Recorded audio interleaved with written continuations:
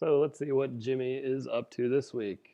He is now the transportation secretary. He is frighteningly moving up the ranks. So we're looking at prices for tickets sold. Method one, we could do that equation two unknown that we talked about before. So I set up an A plus C, which is my number of adult tickets plus children. Gives me that $17.50. The price is $5 for an adult, so 5A is what I'm going to write. 2C would give me the price for children's tickets, and that's that 7,100.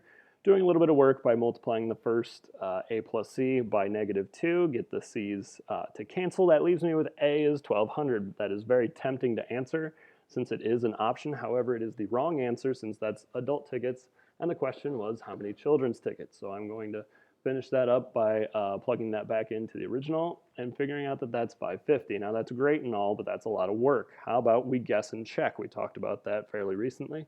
So I'm going to guess and check. I start with C. So C, I'm going to say 1,100 is the number of children's tickets, which is $2 a piece. That leaves $650 for the adult tickets. That gives me $5,450. That's a little bit low. I know I need $7,100.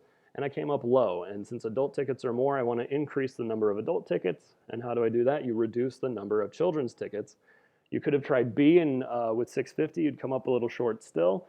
So by choosing A, plugging in 550 for children's tickets and 1,200 for adult tickets, figuring it all out, I see that that's my 7,100.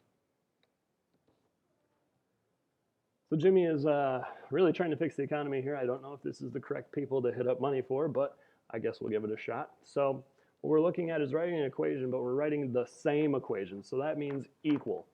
So anytime you see same and we're writing an equation, I'm going to set both equal to each other. It's $120 plus 25 per ride. I'll call ride X. You can call it R. You can call it Pokeball. You can call it whatever variable you want. It doesn't matter.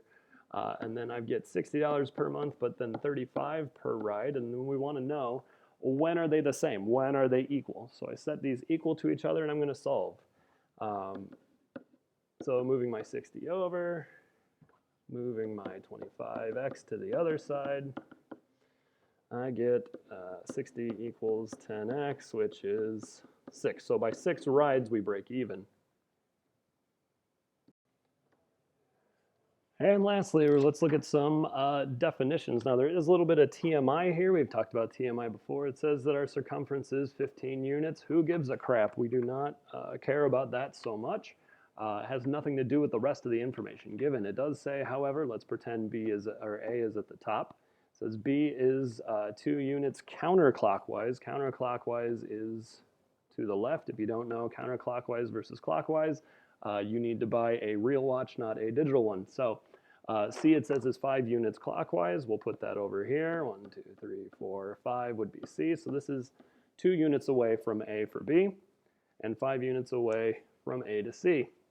Then it says D is 7 clockwise, which would put it on the other side of C. So that would be a total of 7. And it says that it is definitely 8 units counterclockwise. So this entire distance from A to D, even though I didn't draw it perfectly, still works out because it should be beyond B. So looking at my order, it looks like I go, and it says A going clockwise. That's kind of important. If it had said counter, my answer would be A, B, D, C, but it does say clockwise, so that would be A first, C, D, B, which is answer J.